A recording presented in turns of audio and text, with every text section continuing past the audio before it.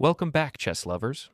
Today we're diving into the Colle System, a powerful and underrated opening that can catch your opponents off guard, even in serious tournament games.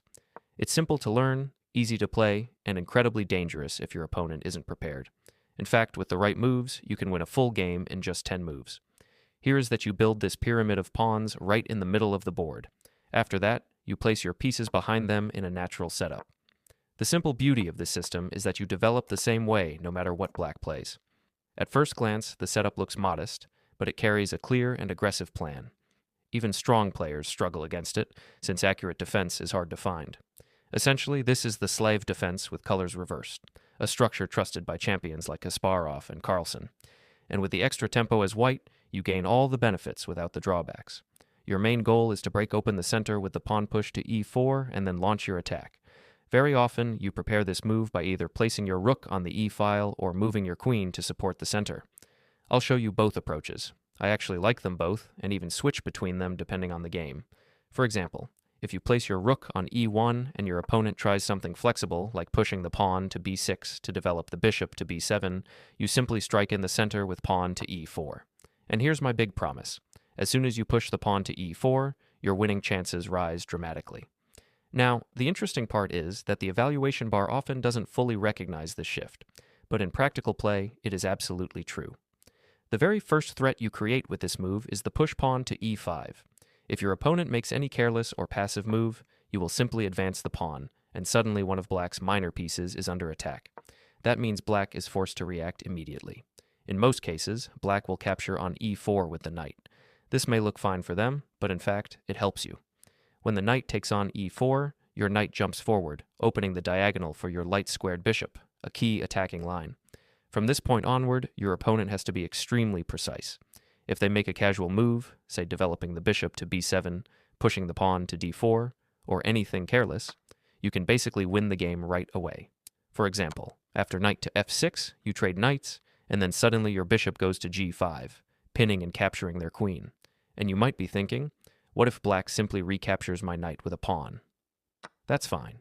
You simply recapture with your pawn, and now you're attacking their knight again. Once they try to develop with bishop to b7, the danger only grows. And once again, your opponent is completely finished. That's exactly why I told you this system works even against strong players. Black's moves are so natural that it's very hard for them to suspect anything is wrong. But now comes the famous Greek gift sacrifice. You play bishop takes on h7, giving up the bishop. After that, the plan is simple. Knight jumps to g5, and then your queen comes to h5 with deadly threats, usually leading to a very quick checkmate. If the black king retreats, whether it goes back to g8 or h8, you simply swing your queen to the attack and checkmate them in just a couple of moves. If instead the king tries to be brave and steps forward, that doesn't work either, because here you have the brilliant move knight takes on f7. It looks like just a single move, but in reality, it combines three tactical ideas at once. It's a fork, it's also a discovered check from your bishop, and on top of that, it's a double check, since both your knight and your bishop are delivering check at the same time. The black king must respond, and no matter what they do, you will at least win their queen. Probably black's best try is to run forward to g6.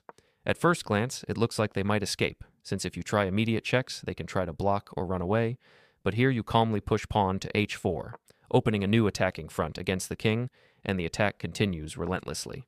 If black tries to stop your attack, you still have another powerful follow-up. Rook takes on e6. By doing this, you eliminate one of the main defenders of the king. After black recaptures with the pawn, you bring your queen to d3. Now notice the critical detail. Since black no longer has the pawn on f7, they cannot push it forward to create shelter. That means the black king is forced to move, and within just a couple of moves, the attack finishes decisively. I also want to show you another fascinating idea where white used the exact same Colle system setup. For example, rook to e1, queen to c7. What's remarkable here is that even Vidit Gujrathi, one of India's top grandmasters, was defeated very quickly by this concept.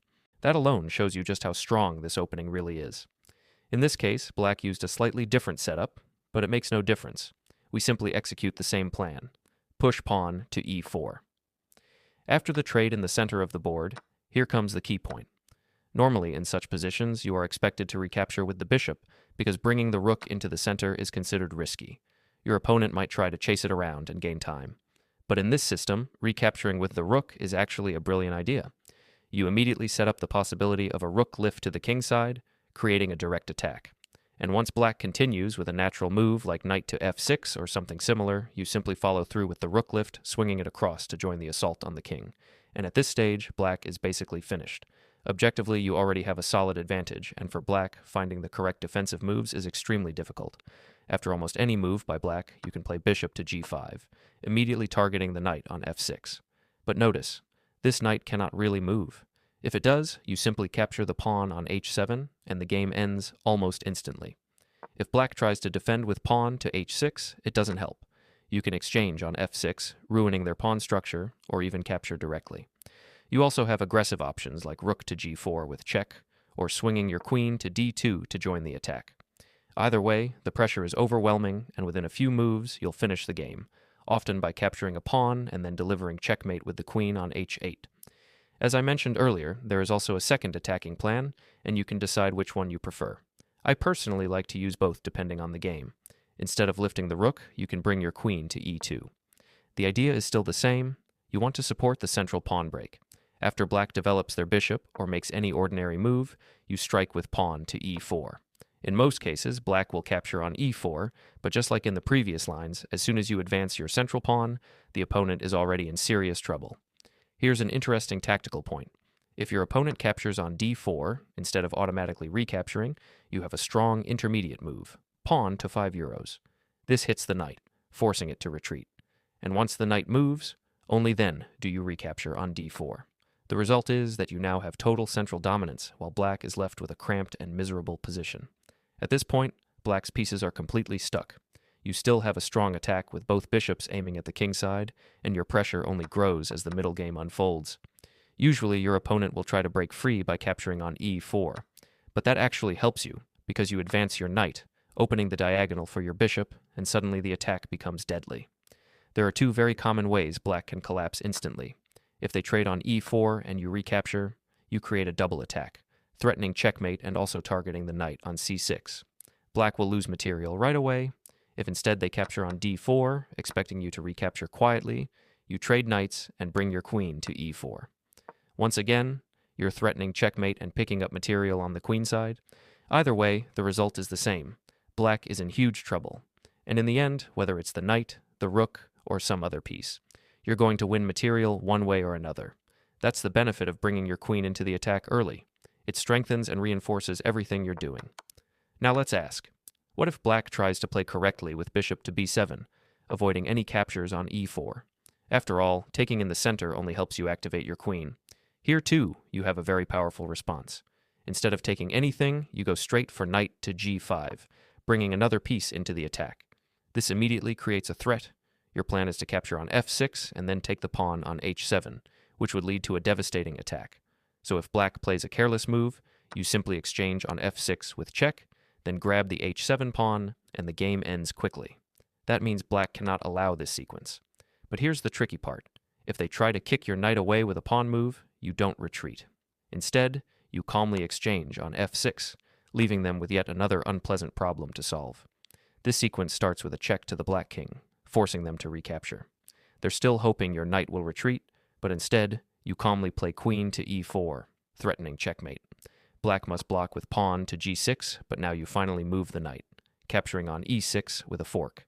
Their position collapses instantly. After queen takes on g6, the game is essentially over. The king is exposed, and your bishop supports the ongoing attack. Next, queen to h7 continues the pressure. Even if it's not checkmate yet, the black king is dangerously exposed and has to guard against multiple threats. Moves like queen to g6 and bishop captures on h6 keep up relentless pressure. At this point, it's clear that black's position is collapsing and the game is practically won. Thanks for watching.